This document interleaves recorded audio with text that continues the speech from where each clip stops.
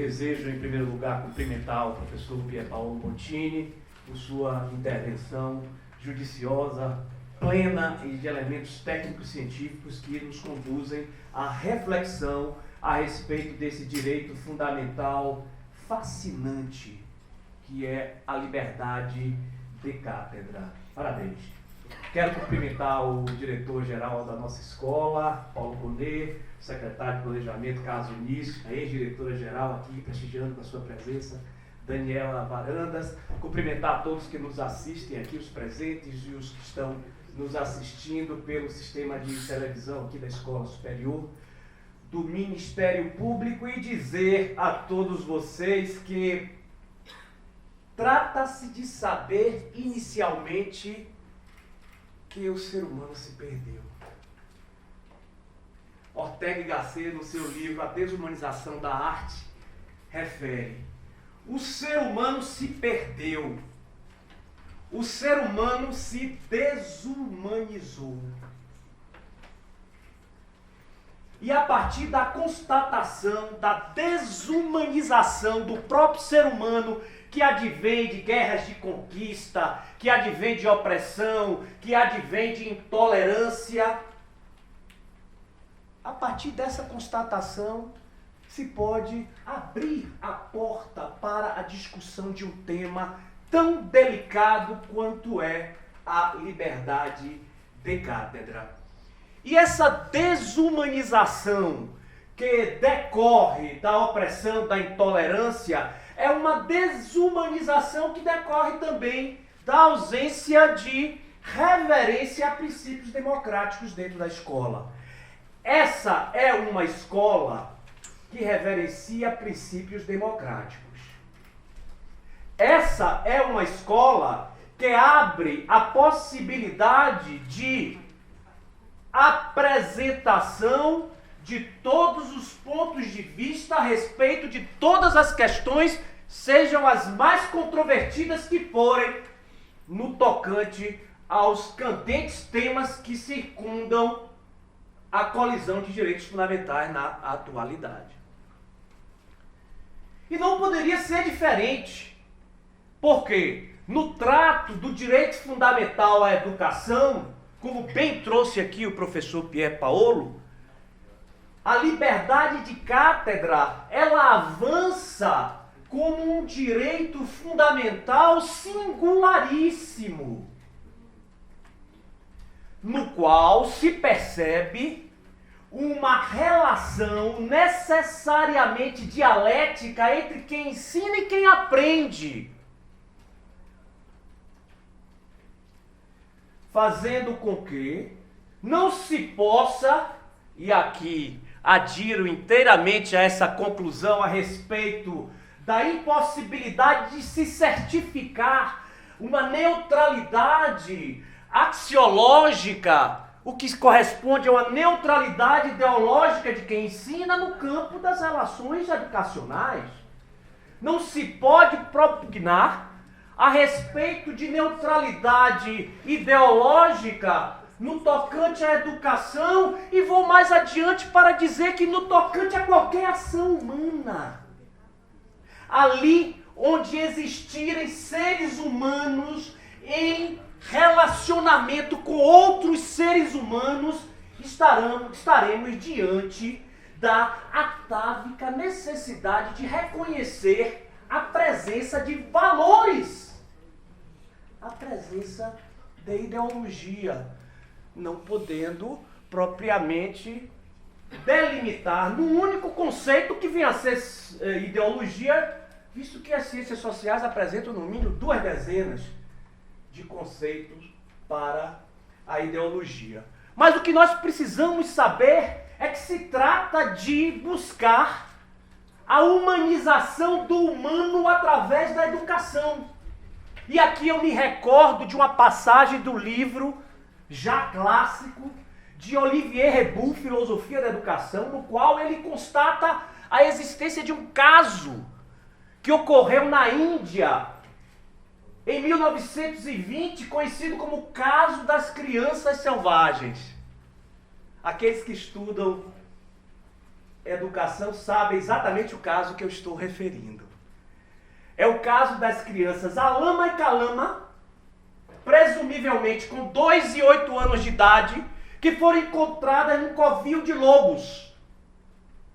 Essas crianças não andavam em pé, mas com os cotovelos e o joelho no chão, não falavam, apenas uivavam como lobos e se alimentavam de carnes cruas e podres. Era o que lhes era permitido aprender. Porém, ao começarem uma relação com outros seres humanos no processo contínuo de aprendizagem, demonstraram uma insaciável sede de aprender, que denota outro atavismo do ser humano. A necessidade de aprender.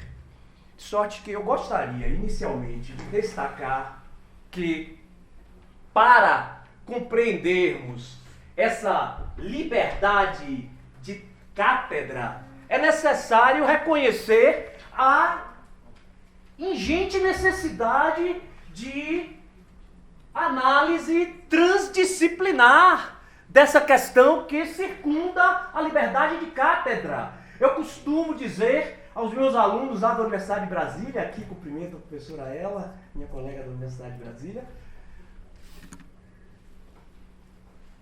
diante de uma colisão de direitos fundamentais, no quadro atual, é preciso estudar filosofia, economia, antropologia, história e se estudar um pouquinho de direito ajuda. A transdisciplinaridade é a ideia que surge a partir com fundamento no pensamento de Edgar Morin, cabeça bem feita, repensar a reforma, reformar o pensamento, para quem ninguém poderá ser considerado um bom economista se for um bom economista apenas.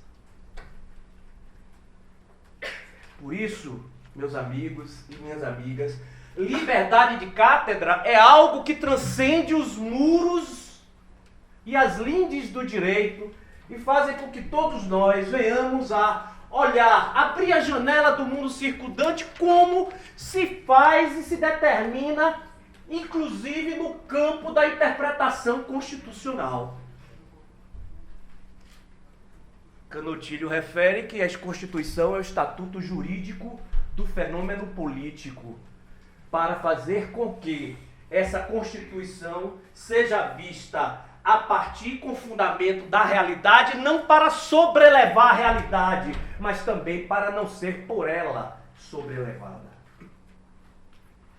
Então é necessário reconhecer esses dados a respeito da liberdade de cátedra, que bem apontado aqui pelo professor Pier Paolo, iniciada, teve o seu momento genético na Constituição de 1934, em 46 retornou, e depois com algumas flexões, já que as constituições seguintes relativizaram a liberdade de cátedra, como se pôde factualmente observar a respeito desse direito individual.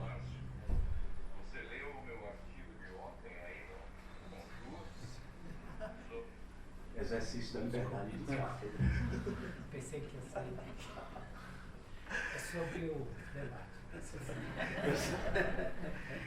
Então, a liberdade de cátedra, referida como liberdade de ensino,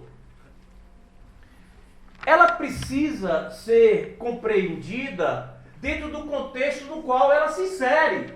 Na Constituição de 1988, vamos encontrar a liberdade de cátedra no contexto da ordem social, mas é necessário, antes de mais nada, principalmente porque prepondera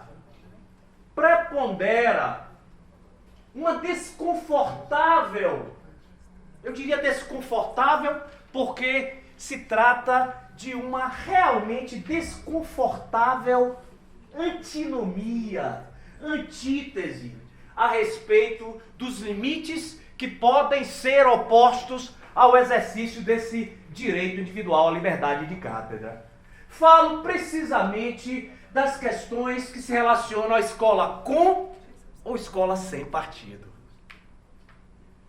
Esse é um assunto que parece hoje no Brasil com a palavra sexo.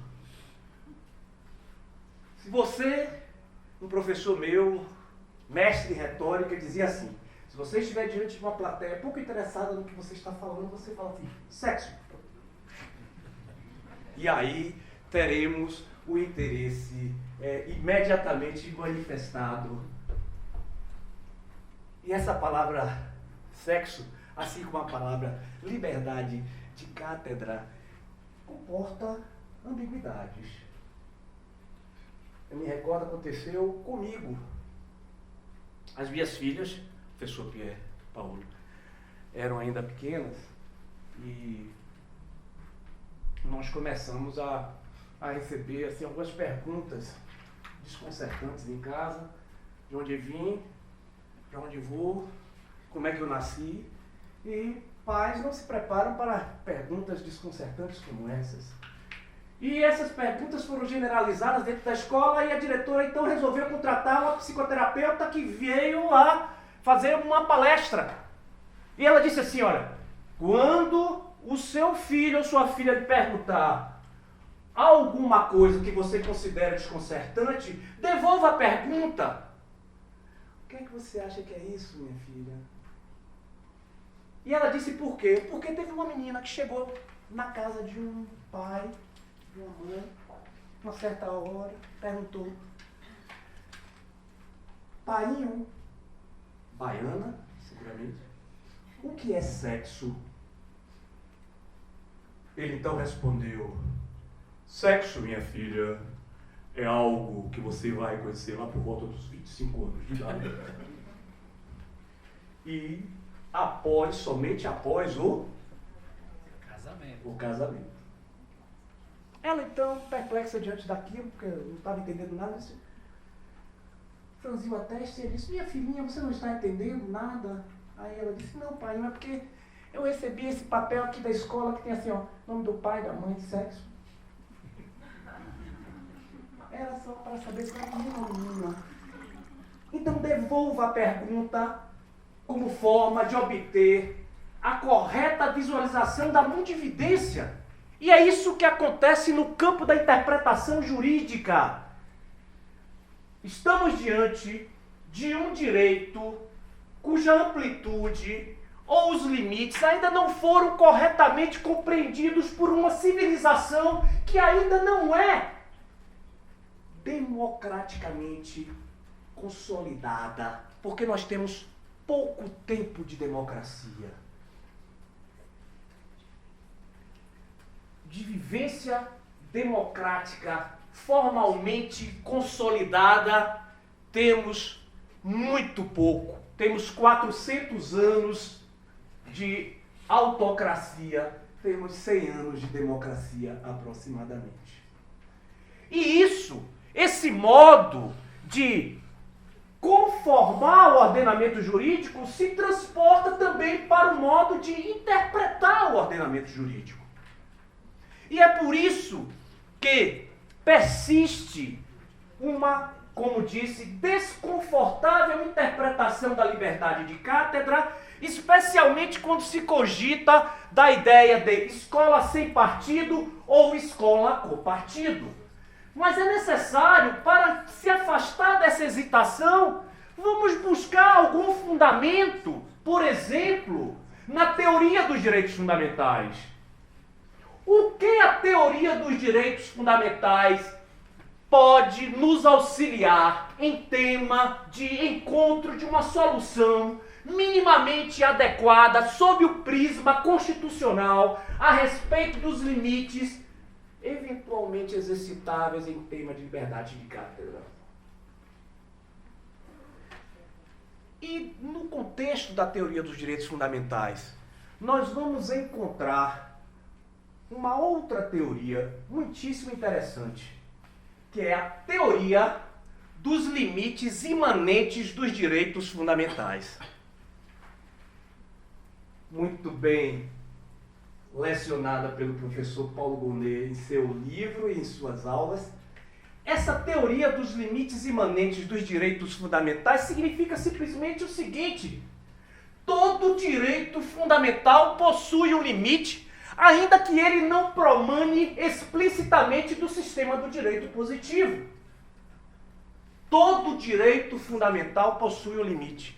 E essa ideia é muito bem exposta no trabalho de Virgílio Afonso da Silva, Direitos Fundamentais, Conceito, Restrição e Eficácia, no qual ele diz: todo direito fundamental é restringível. Aqui, se afastando da classificação tricotômica da aplicabilidade das normas constitucionais, que foi conformada pelo seu pai, José Afonso da Silva, ali registrado não como uma oposição, mas como uma continuidade de tese, em que ele, inclusive, no livro faz uma muito emocionada homenagem ao pai, ao dizer que não é possível avistar ao longe senão sobre ombros de gigantes. Então, essa ideia de restringibilidade dos direitos fundamentais é extremamente útil para compreender a liberdade de cátedra.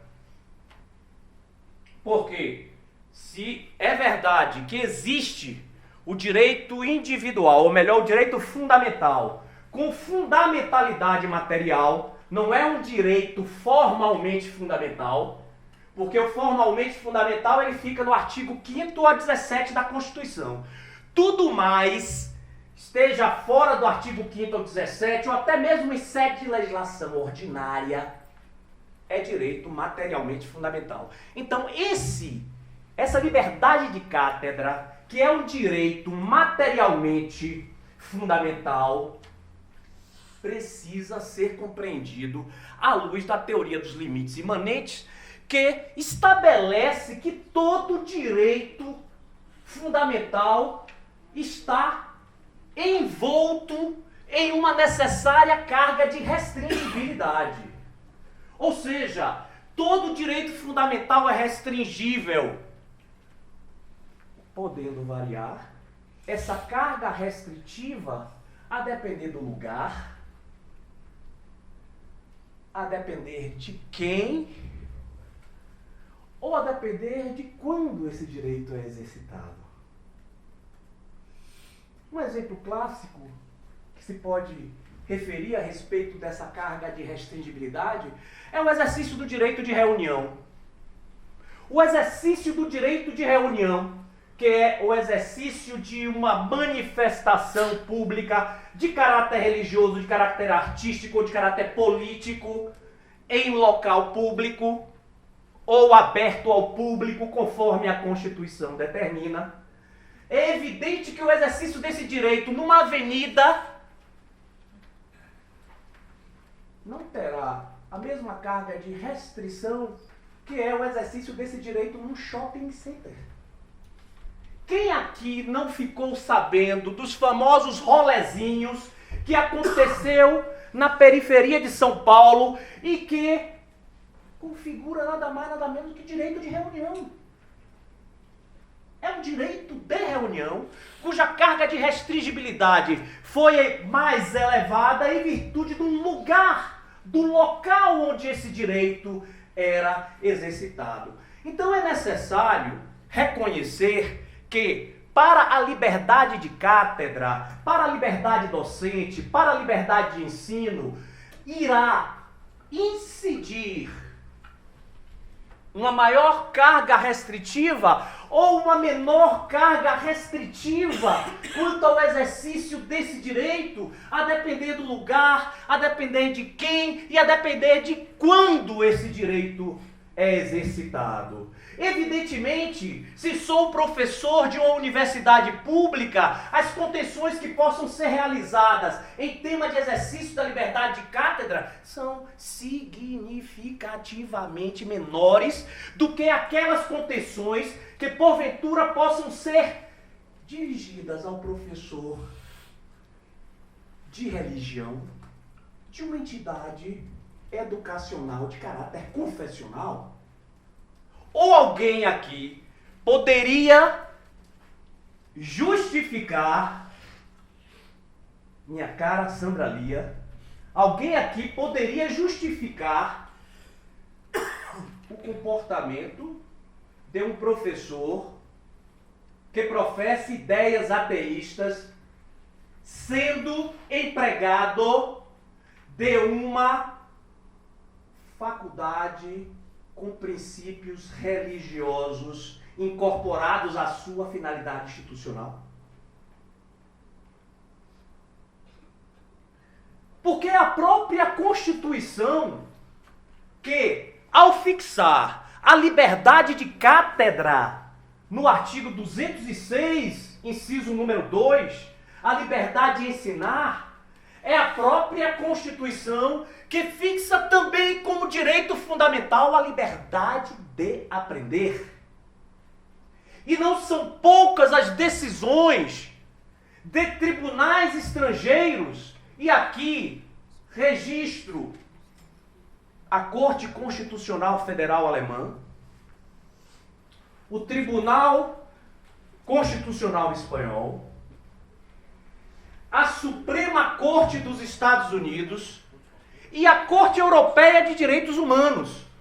Não são poucos os tribunais que registram que, ao lado da liberdade de ensino, ao lado da liberdade de cátedra, poderemos presenciar a existência de um direito conexo que se relaciona ao direito de os alunos aprenderem.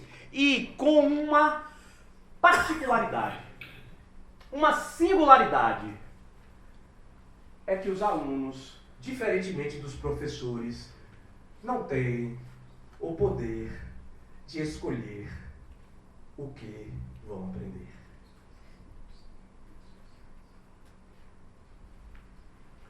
Então, dessa aparente antinomia, e digo aparente, porque não colhemos e não podemos colher antinomias na interpretação de uma Constituição plural, democrática, como é a Constituição de 1988. Dessa aparente antinomia sobressai uma interpretação harmoniosa, não contraditória, entre o artigo 206, número 2, da Constituição, e o artigo número 206, inciso 3º, segundo o qual o ensino será ministrado com base no seguinte princípio: liberdade de aprender, ensinar, pesquisar e divulgar o pensamento, a arte e o saber, no qual se insere a liberdade de ensino, porém, o pluralismo de ideias e de concepções pedagógicas e coexistência de instituições públicas e privadas. Da mesma forma como o texto constitucional consagra a liberdade de ensino, é também consagrada a liberdade para a conformação de concepções pedagógicas dentro de uma sociedade plural, dentro de uma sociedade onde há o interesse por uma educação mais engajada, por uma educação mais arrojada, por uma educação mais politizada. Mas há também um interesse legítimo de pais por uma educação mais conservadora. E escolhem, com base nessas convicções e valores, a escola que melhor se adequa a esses interesses e essas ingerências que são feitas pelos pais relativamente à educação de seus filhos. Não vejo de onde extrair qualquer controvérsia ou celeuma a respeito da escola sem partido ou escola com partido. Claro que eu não estou falando aqui da escola sem partido de acordo com o projeto que foi encaminhado ao Congresso Nacional em 2015. Eu estou aqui registrando a ideia de escola sem partido estritamente de acordo com a liberdade de concepção pedagógica que poderá muito bem nortear uma instituição de educação para o fim de, não por meio da neutralidade ideológica, não existe isso, mas para firmar um projeto pedagógico em linha de consolidação de professores que repassem conhecimento sem a partidarização, por exemplo, que pode ser facilmente, tranquilamente admissível em outras escolas, como a escola em que eu estudei, na cidade do Salvador, estado da Bahia. Não sei se aqui, coincidentemente, teria alguém de Salvador, e maior coincidência ainda, que tenha estudado no Instituto Social da Bahia. Eu estudei lá. Uma escola diferente. Uma escola que fazia da poesia, do debate, da discussão,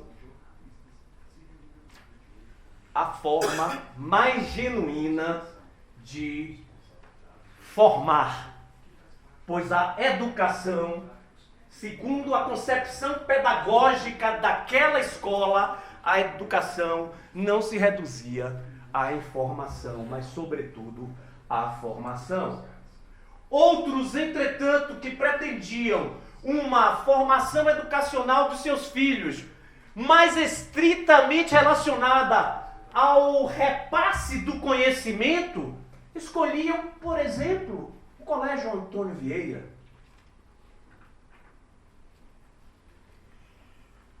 Isso não deplora, isso não afasta, isso não constrange a opção daqueles que estão legitimamente interessados na formação dos seus filhos.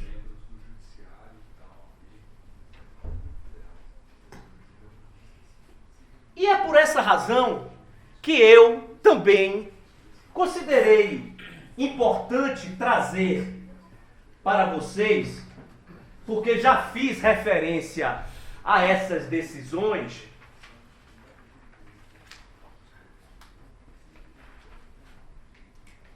algumas conclusões que foram extraídas de decisões importantes de tribunais estrangeiros. Por exemplo, eu posso registrar aqui a decisão do Tribunal Constitucional Federal Alemão. Olha que decisão muito interessante aconteceu na Alemanha, no caso do estado, da lei estadual de Wittenberg, no caso 1436 de 2003. Havia uma professora que professava a religião islâmica e que decidiu dar aulas com um lenço que denotava a sua opção religiosa. O véu islâmico, ou lenço islâmico que denotava a sua opção religiosa. A segunda turma da Corte Constitucional Federal Alemã, por maioria, acolheu a pretensão da empregada sob o fundamento de que não havia o perigo da conversão com a mera utilização desse adereço. Porém, essa decisão foi modificada pelo plenário do tribunal, que considerou a existência de uma incompatibilidade entre o uso do adereço e a função pública exercitada por um docente de uma escola pública a usar um adereço que configurava a opção religiosa. Outras hipóteses muito interessantes aconteceram com a Suprema Corte dos Estados Unidos. A Suprema Corte dos Estados Unidos, estava conversando antes com a professora Fernanda Marinella, é uma maravilha para o exame da casuística em termos de colisão de direitos fundamentais.